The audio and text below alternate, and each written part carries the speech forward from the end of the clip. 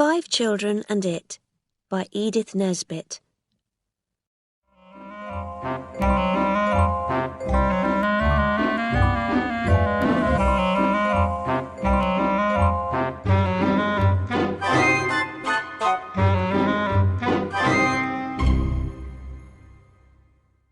Chapter 1. Beautiful Children. The house was about 4 kilometers from the station. But after only a minute or two, the children began to ask, "Are we nearly there?" And every time they saw a house, they said, "Oh, is this it?" But it never was. Then they came to the top of a hill, and there was a white house with a green garden and lots of fruit trees. "Here we are," Mother said. Everyone hurried to get out of the carriage. Robert, Anthea, Jane, Cyril, and Martha, the nursemaid, with the baby. But Mother did not hurry. The children ran round the house and all through the garden to see what there was. But Mother stood and watched the driver while he carried the boxes into the house. The children loved the house. They knew immediately that they were going to be happy there. Mother did not like the house very much because it was old and there were no cupboards. But it was deep in the country, and after 2 years in London, the children thought that it was wonderful. If you live in London and your family is not rich, you get bored because you cannot go to shops and theatres, and people say, "Don't do this," and "Don't go there." In the country, you can go anywhere and do anything. The White House was on the hill, with a wood behind it and a gravel pit on one side. It was at the gravel pit, a week later, that the children found a fairy. Well, that was what it called itself, but it was different from other fairies. It happened when Mother had to go and stay with Grandmother, who was ill. Martha stayed with the children, of course, but the house was very quiet and empty. The children did not know what to do. Then Cyril said, "Let's go to the gravel pit." The gravel pit was very large, with grass and wild flowers round the sides at the top. When they got there, the children decided that they would go down into the pit to play in the sand. "Let's dig a deep hole. Perhaps we can get all the way down to Australia," said Robert. The others agreed, and they all began to dig hard in the sand. But it was a very hot day. Baby went to sleep, and Robert, Cyril and Jane sat down to rest, but Anthea went on working on the hole. Suddenly she screamed, "Cyril, come here, quick! There's something alive!" she cried. They all jumped up and hurried over to see what it was. "It's got feet," Anthea said, "and fur. Don't hurt it. I know this sounds stupid, but it said something." "What did it say?" asked Cyril. "It said, 'You leave me alone.'" The others just laughed. But the 2 boys began to move away more of the sand.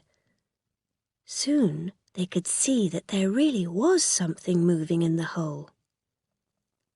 Suddenly, a hard little voice cried, "Leave me alone." They all jumped back and no one spoke for a minute. Then Robert said, "But we want to see you." "Yes, I wish you'd come out," Anthea said. "Oh, well, if that's your wish," the voice said, and the sand began to fly about everywhere. Then something brown and furry and fat fell out into the hole. "I think I was asleep," it said. The children stood and looked at it. It really was very strange. It could move its eyes in and out on stalks. It had big ears, and its body was fat and round and furry. Its legs and arms had soft fur all over them too, and it had hands and feet. "What is it?" asked Jane. "Shall we take it home?" The thing turned its long eyes to look at her. "Does she always say stupid things?" it said. "She doesn't mean it," Anthea said. "Don't be afraid. We won't hurt you." The little thing was angry. "Hurt me?" it cried. "I'm not afraid of you." "Oh, don't be angry," said Anthea kindly. "Tell us who you are. We really don't know." "You don't know?" it said. "Don't you know a Psammead when you see one?" "A Psammead? What's that?" Jane said. "A sand fairy, of course. Don't you know a sand fairy when you see one?" It looked very unhappy, and Jane said, "Of course. I can see that you're a sand fairy now." And Robert said, "Well, I didn't know that you were a Psammead, but I can see that you are something very wonderful. Please talk some more to us." The Psammead looked a little happier when it heard that, and it said, "Well, you can talk to me if you want to. Perhaps I'll answer you, and perhaps I won't. Now say something." At first the children could not think of anything to say, but then Robert asked, "How long have you lived here?" "Oh, thousands of years," the Psammead answered. The children waited, but the Psammead was silent. "Please, tell us more," Robert said. "Well, all right then," the Psammead said. "There were lots of us then," it went on. "People sent their children out to look for Psammeads, and when they found us, we gave them a wish." "What happened to all the Psammeads then?" Robert asked. "Well, if they get wet, they get ill, and they usually die, and that's what happened. Most of them got wet and died. And I'm not going to tell you another thing." "Oh, just one more question, please," said Robert. "Do you give wishes now?" "You've had one," said the Psammead. "You wished to see me, and here I am." "Oh, please, just one more," Anthea cried. "Well, all right, but be quick. I'm tired of you." It is very difficult to think of a really good wish in just a second or two. Then Anthea remembered a wish of hers and Jane's. She knew that the boys wouldn't like it, but it was better than nothing. "I wish we were all very, very beautiful," she said. The Psammead pushed out its long eyes and got bigger and fatter, and the children waited. Then it said, "I'm sorry. I haven't done this for a long time. I'll try again, but I can only do 1 wish a day for you. Do you agree to that?" "Yes, oh yes," the children cried. "But remember, the wish is only for a day," said the Psammead. "When the sun goes down, everything goes back to what it was." The Psammead slowly got bigger, then suddenly went small again. "That's all right," it said. At once, it turned and went back into the sand at the bottom of the hole. The children stood there for a second, and then Anthea turned to speak to the others. But they were not there. She was looking at 3 strangers. A girl with beautiful red hair and big blue eyes, and 2 very good-looking boys. Suddenly she understood. They had their wish. The strangers were Robert and Cyril and Jane, but now they were beautiful. Cyril's hair was golden now, and Robert's was black. "I liked you better before," Robert cried angrily to his brother and sisters. "Jane's hair looks like carrots, and Cyril looks really stupid with long golden hair." They went to find Baby, but he was just the same as he was before. "Perhaps it's because he's young. He can't have wishes. We'll have to remember that next time," Anthea said, and she held out her arms to him. But Baby's mouth turned down at the corners, and then he began to cry loudly. He did not know them. It took an hour to stop him crying, and then, very tired and cross, they took him home. Martha, Baby's nursemaid, was waiting at the front door. She took Baby from them quickly. "Where are the others?" she asked. "And who are you?" "We're us, of course," Robert said. "You don't know us because we're beautiful." "And we're very hungry," said Cyril. "And we want our lunch, please." "Go away!" Martha screamed, "or I'll send for the police." And she closed the door in their faces.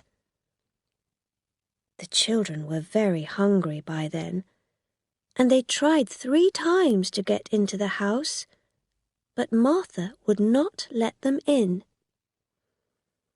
After a while, they went and sat at the bottom of the garden to wait for the sun to go down. "The wish will finish then, won't it?" Jane said. But the others didn't answer, because no one was really sure. It was a terrible afternoon. They had no lunch, no tea, and they were tired, angry, and afraid. It's true that they were all very beautiful, but that's not a lot of help when you're unhappy. In the end, they fell asleep. It was nearly dark when they woke up. Anthea was the first to wake up, and she looked at the others. They were no longer very beautiful. Everything was all right again. Happily, they all went back to the house. Of course, Martha was angry. "Where have you been all day?" she cried. It is not easy to explain a Psammead to an angry nursemaid, so the children didn't try. We met some beautiful children, and we couldn't get away from them until it was nearly dark, Anthea said. They were terrible, and we never want to see them again. And they never have.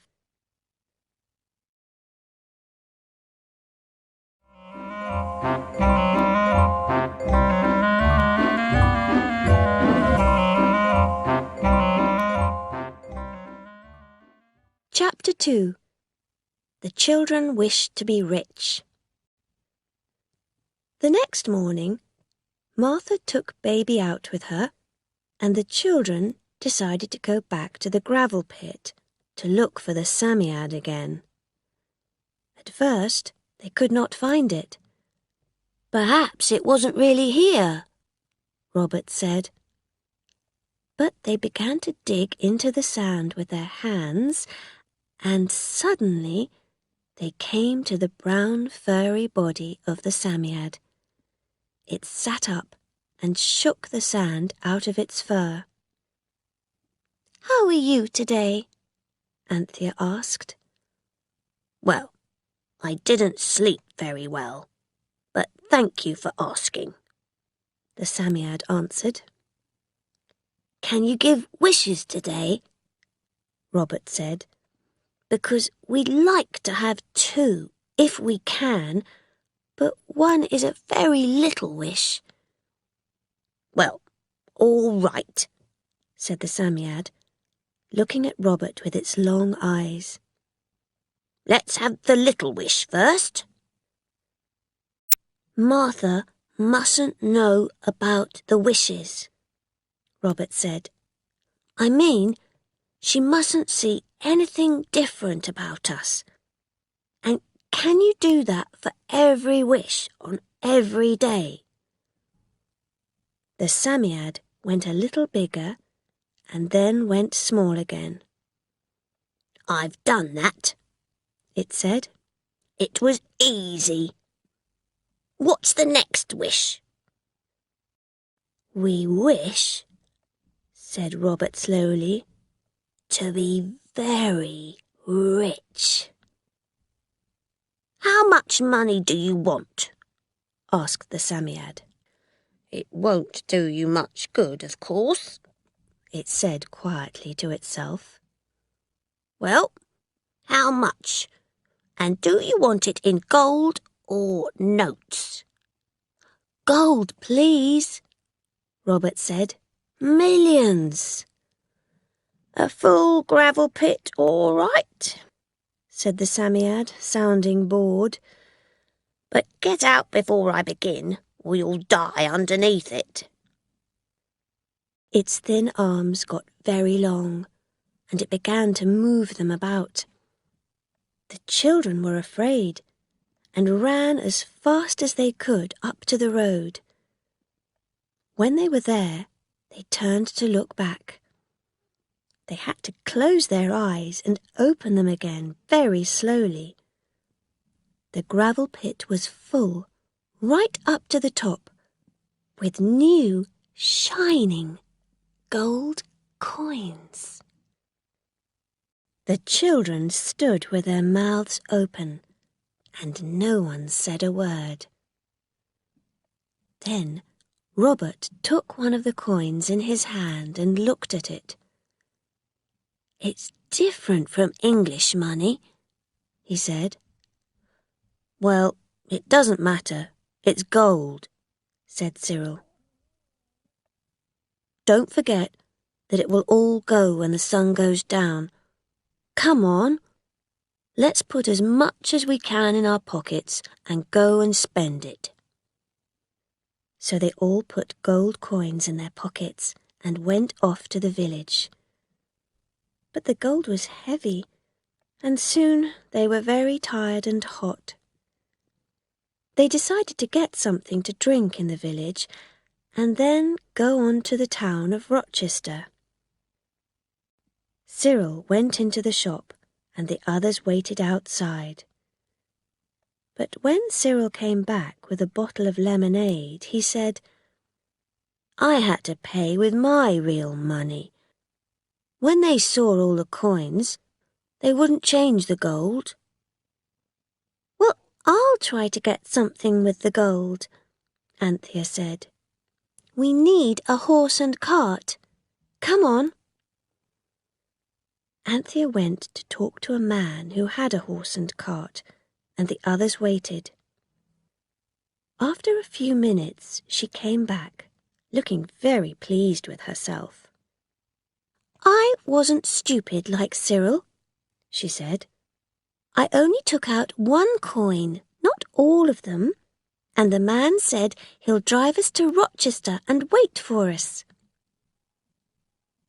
On the way to Rochester, they did not speak. They were making plans about how to spend their gold, and they did not want to talk in front of the driver. But when they arrived in Rochester, with about 1,200 gold coins in their pockets, they found that it was very difficult to spend them. Anthea tried to buy a very nice hat, but the woman in the shop looked very strangely, first at the gold coins, then at Anthea. "I can't take that," she said. "It's not modern English money." They went from shop to shop, but no one wanted to take their gold. "It's because our hands are dirty and we look untidy. People think we've stolen the gold," Anthea said. And it was worse when they tried to buy a horse and carriage. Cyril showed the man his gold, and the man called to his son, "Send for the police." "It's our money," said Cyril angrily. "We're not thieves." "Where did you get it from, then?" said the man. "A sand fairy gave it to us," said Jane. "He gives us a wish a day, and they all come true." The man shook his head slowly. Oh dear," he said.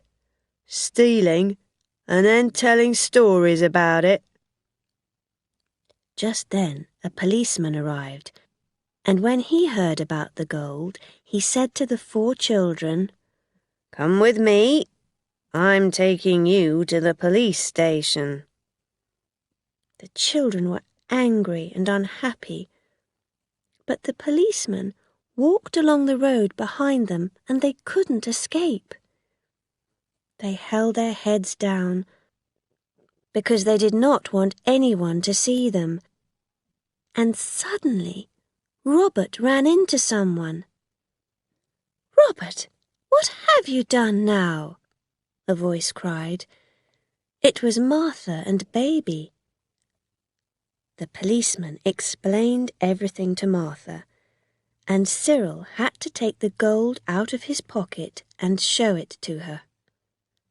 "I can't see anything, just 2 very dirty hands," she said. "There's no gold there. What are you talking about?" And then the children remembered that Martha couldn't see the wishes. It was getting dark when they arrived at the police station. The policeman explained about the gold, and the inspector said, "Well, let's see it." Cyril put his hands into his pockets, but they were empty. The others put their hands into their pockets. They were empty too. Of course, all the fairy gold went when the sun went down. "How did they do that?" cried the policeman. Martha was very angry with him. "I told you that there wasn't any gold," she shouted. "You'll be in trouble for this, saying that these poor little children are thieves." But she was very angry with the children too. "What were you doing in town alone?" she said to them outside the police station.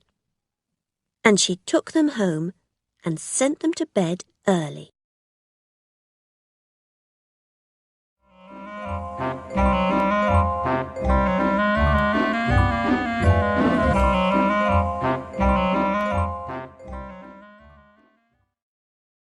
Chapter 3. Wings. The next day was very wet. It rained all day, and the children could not go to see the Psammead. They stayed at home and wrote letters to their mother. But none of them told her about the Psammead. And the day after that, their Uncle Richard came and took them out, so they did not see the Psammead for 2 days. But Anthea spent a lot of time thinking about what to wish for. The next morning, while Martha was busy with baby, the children left the house quietly and went to see the Psammead. On the way, Anthea said to the others, "I know what we can ask for. Wings." The others were silent for a minute, but then they all agreed that they too would like to have wings. They found the Psammead easily. "I wish we all had beautiful wings to fly with," Anthea said. The Psammead made itself very big and then went small again. The children felt strange for a minute, and when they looked, they saw that they had beautiful soft wings of many colours. They moved them about and jumped up and down, and soon they could see the green fields and sunny woods below them, and the blue sky above. They could fly! It was wonderful, and they flew over the woods and trees, the towns and villages, for a long time. But they began to get hungry. Just then they saw below them some trees full of large red plums. "We mustn't steal," Cyril said. "We've got wings," Jane answered quickly. "So we're birds. It's all right for birds to take things. Birds can't steal." So they flew down onto the trees, and they ate as many of the plums as they could. They were finishing the plums when they saw a very angry little fat man who was hurrying through the trees. They were his plums, and the poor man thought that boys from the village were stealing them. But when he saw that the children had wings, his mouth fell open and his face went green. Anthea did not want to steal anything, of course, so she flew down and pushed some money into his pocket. "Don't be afraid," she said. "We've had some of your plums. We thought that it wasn't stealing. But now I'm not so sure, so that was some money to pay for them." The little man sat there on the ground and looked up into the sky. "Talking birds, children with wings. This is a lesson for me. From now on, I'm going to live a better life," he said, and he went into the house and was very kind to his wife.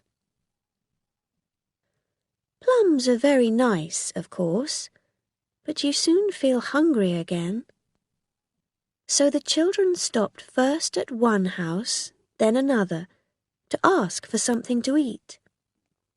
They didn't get anything because everyone was afraid of them and screamed and ran away when they saw them. By 4 o'clock, they were getting very tired and hungry, so they flew down onto the roof of a church to think what to do. "We can't possibly fly all the way home without something to eat," said Robert. In the end, they decided to take some food from the vicar's house next to the church. "He's a good man. He'll understand. We'll leave some money for the food," Cyril said, "and a note saying that we're sorry." Cyril got in through the window and gave the food to the others who were outside. There was some cold meat, half a cold chicken, some bread, and a bottle of soda water. Then they all flew back up onto the church roof to eat it. They were very hungry, so they really enjoyed it. But when you are very hungry, and then you eat a big meal and sit in the hot sun on a roof, it is very easy to fall asleep. And so they did, while the sun slowly went down in the west. They slept for a long time. When they woke up, it was dark, and, of course, they had no wings. "We must get home," Cyril said. "There's a door over there. That's the way down." But when they tried the door, they found that it was locked from the other side. They were on top of the church and they had no wings. How were they going to get down? Anthea put her arm round Jane, who was beginning to cry. "It will only be for one night," she said. Then Cyril said, "I know, let's shout. The lights are on in the vicar's house. Someone will hear us and get us down." So they shouted and screamed as loudly as they could, and the people in the house heard them. The vicar ran out with his servant. "Someone is murdering somebody in the church," the vicar said, afraid. "Perhaps it's the thief who stole the cold chicken and things." But they could not understand why the voices were coming from the sky. So the children shouted, "We're up here, on top of the church." The two men were still afraid, but slowly and carefully they went up the stairs inside the church. When they came to the top, the vicar shouted through the closed door, "How many of you are there? Have you got guns?" "There are 4 of us, and no, we haven't got guns," Cyril answered. Slowly, the vicar opened the door. "Good heavens!" he cried. "They're children!" "Oh, please take us down," cried Jane. So the vicar and his servant took them down and into the vicar's house. Of course, the vicar wanted to know why the children were on the church roof. "We went up there because we wanted to see what it was like," said Cyril. "But then we couldn't get down again because the door was locked." He didn't say anything about the wings, of course. "But who locked the door?" the vicar asked. "We don't know," Jane answered, "but we're not telling you everything." "Ah, there's a friend in it then," said the vicar's servant man, who was called Beale. "Yes, but we can't tell you about him," said Anthea, thinking of the Psammead. "We really are very sorry, and please can we go home now?" The vicar still did not understand, but he was a kind man, so he sent the children home in a carriage with his servant. Martha, of course, was very angry with them. But Mr. Beale explained everything very well.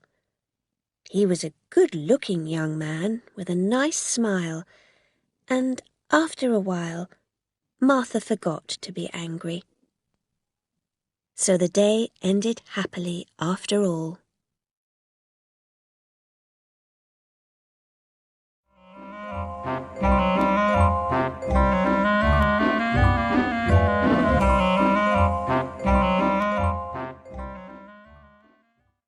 Chapter 4. Bigger than the baker's boy. The next morning, Martha said that the children could not go out. "You can stay in and be good," she said. "There's something that we all want," said Robert. "Can I just go out for half an hour to get it?" And Martha, who was really very kind, said that he could. Of course, they all wanted the day's wish, so Robert hurried to the sand pit. The Psammead was waiting for him, but when Robert tried to think of a really good wish, he couldn't, and the others were not there to help him. "Hurry up," the Psammead said. "I can't wait all day." "Oh dear," Robert said. "I wish that we didn't have to come here to get our wish." "Oh, don't!" But it was too late.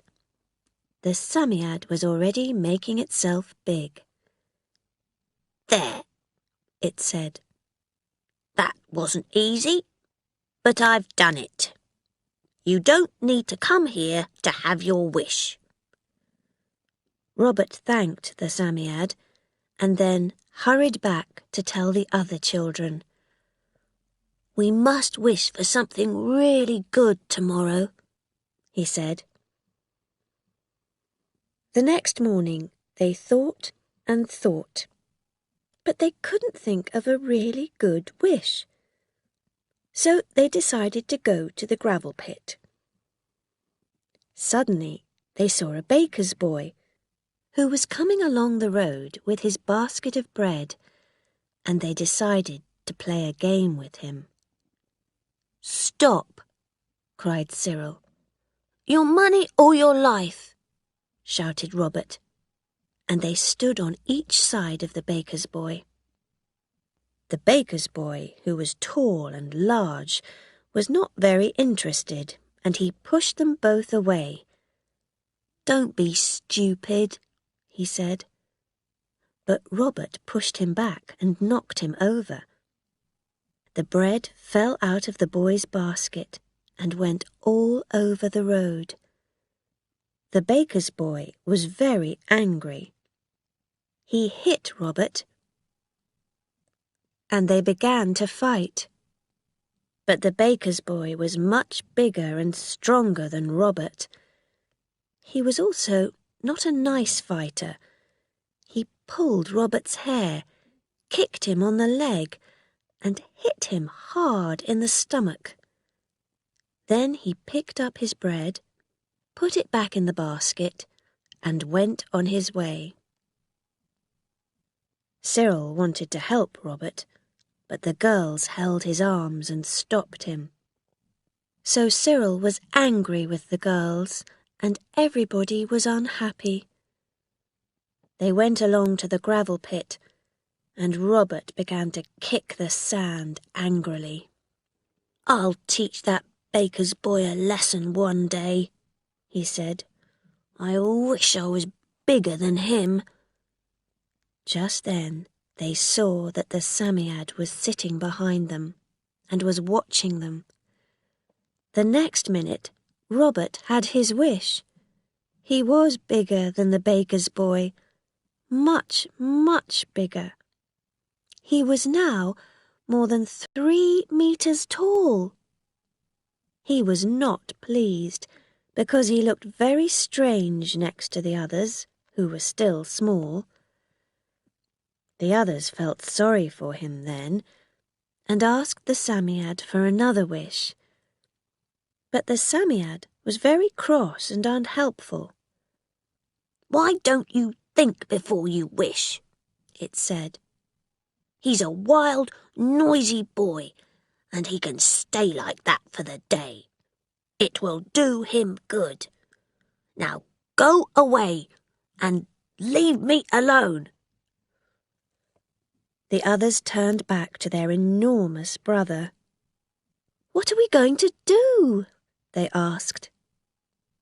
"First," said Robert, "I'm going to get that baker's boy." And because he had very long legs, he arrived at the bottom of the hill long before the baker's boy, who was stopping at the houses along the road to leave the bread. Robert hid behind a haystack and waited for the boy. When he saw him coming, he jumped out from behind the haystack, and the baker's boy's mouth fell open in surprise. Then Robert took hold of him and put him on top of the haystack. "Now get down from there if you can," Robert said. It was very late when the baker's boy got back to the shop, and the baker was very angry. Then Robert and the others went home and down to the bottom of the garden. Anthea asked Martha to bring their lunch out there. She knew that Robert was too big to get into the house.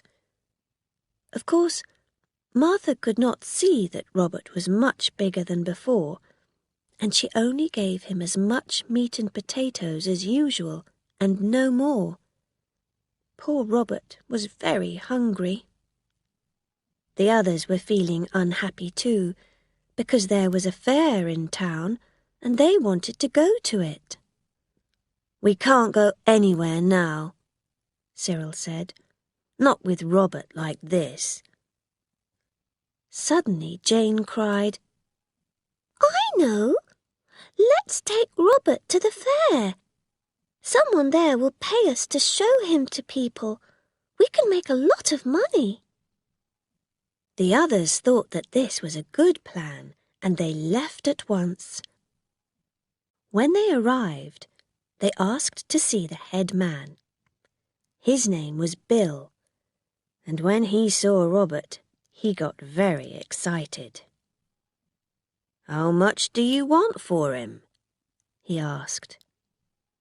"You can't buy me," said Robert, "but I'll come and show myself this afternoon if you give me £15 and some food."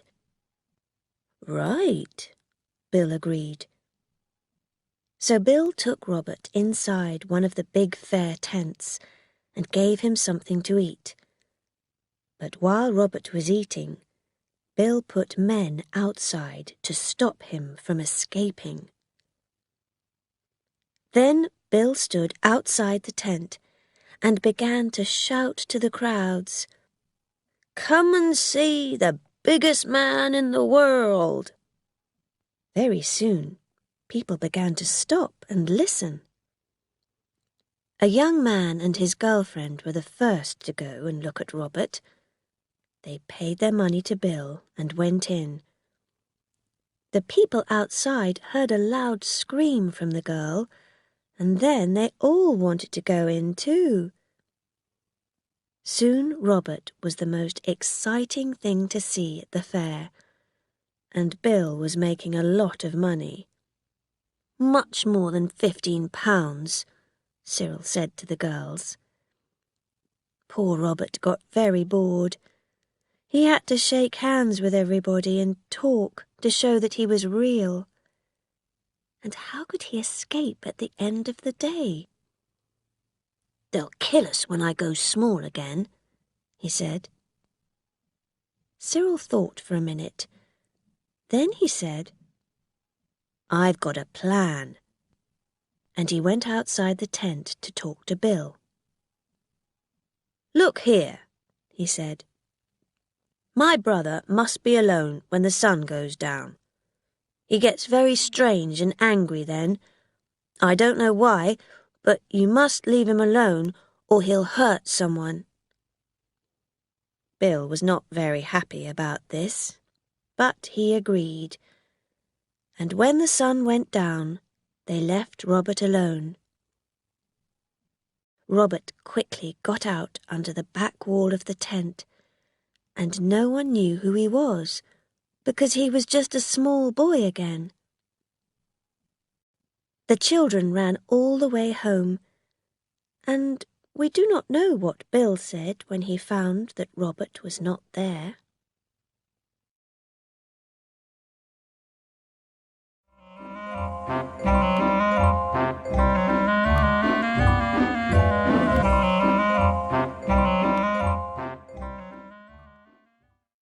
Chapter 5. The Last Wish. The next day there was a letter to say that the children's mother was coming home that afternoon. So they decided to wish for something for their mother. They were busy trying to think of something when Martha came into the room very excited. "There were thieves at Lady Chittenden's last night," she said. "They took all her jewels. She's got lots of beautiful diamonds. They cost thousands of pounds, I've heard." "When I'm older, I'm going to buy Mother jewels like that," Robert said. "I'd like Mother to have all Lady Chittenden's beautiful jewels now," said Jane. "I wish she could." "Oh, Jane," cried the others, "what have you said?" "Well, she will have them," said Robert. "You've wished. Everyone will think she stole them. We'll have to try to find the Psammead and ask it to take the wish back." They hurried down to the gravel pit, but they could not find the Psammead.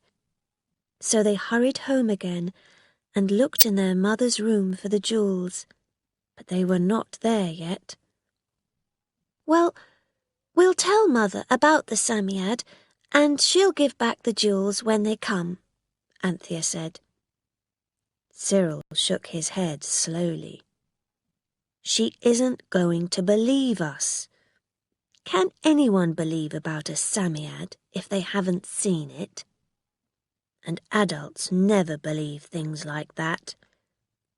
No, she'll think we are the thieves, and we'll all go to prison and everything will be terrible." And that afternoon, when Mother came home, the children ran to meet her and put their arms round her and tried to stop her from going upstairs to her room. "But I must take my coat off and wash my hands," she cried, laughing, and she went up to her room.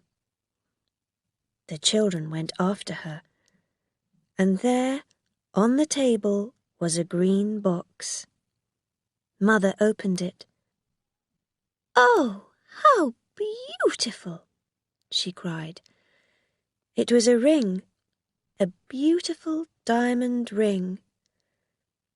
"Perhaps it's a surprise present from Father," she said. "But how did it get here?" But then she found a diamond necklace and brooches and bracelets. There were jewels in every cupboard in her room.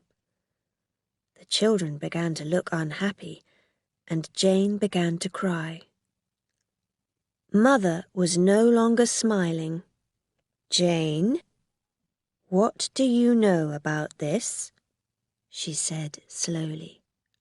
"The true story, please." "We met a sand fairy, Mother," Jane began. "Don't be stupid, Jane," Mother said angrily.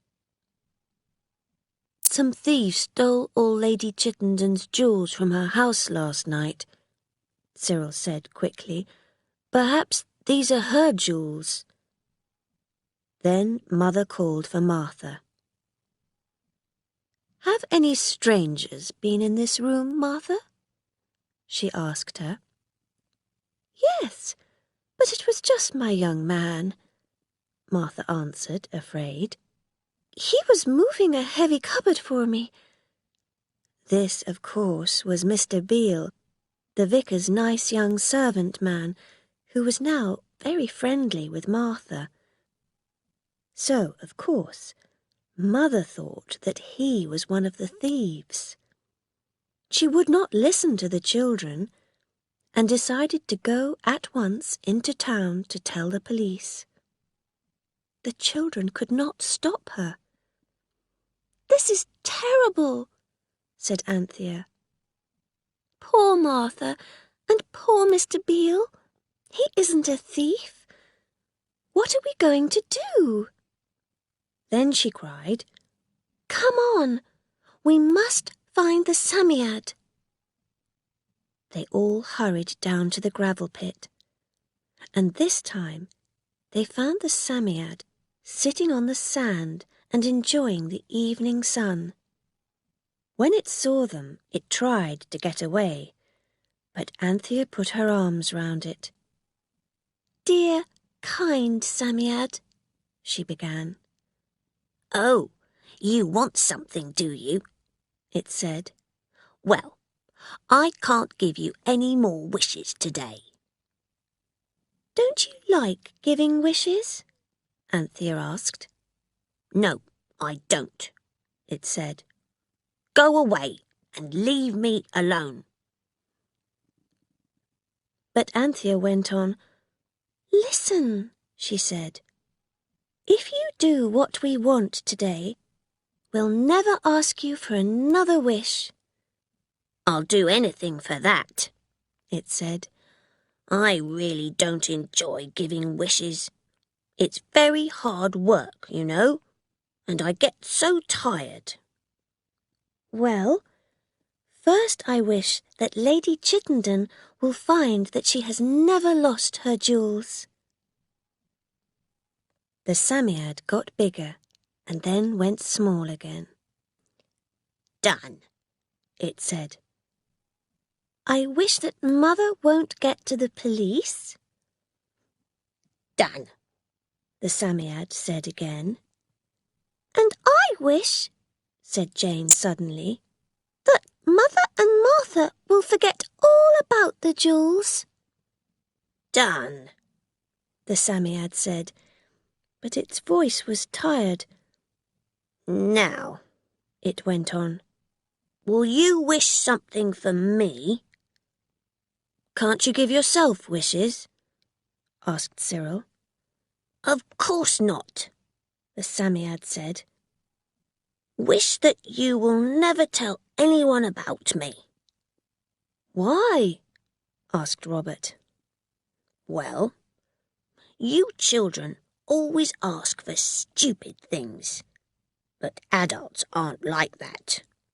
If they get hold of me, they'll want to wish for real important things, like free houses for poor people, and new schools for children everywhere in the country, and money to give to old people. Boring things like that. And they'll find a way to keep them after the sun goes down. And what will happen to the world if all those changes come at once?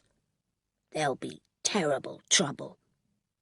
So go on, wish it. Quick!" Anthea said the Psammead's wish, and it got very, very big. When it was small again, it said, "Now, I'm very tired. Do you want one last wish?"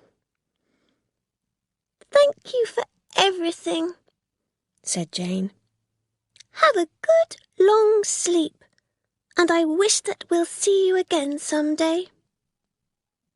Then, for the last time, the Psammead went big, then small again.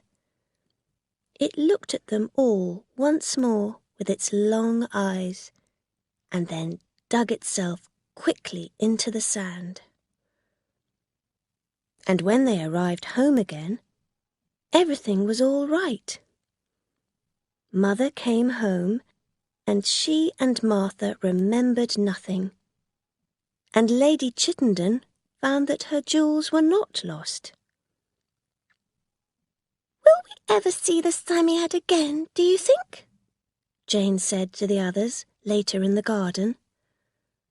And of course they did. But not in this story.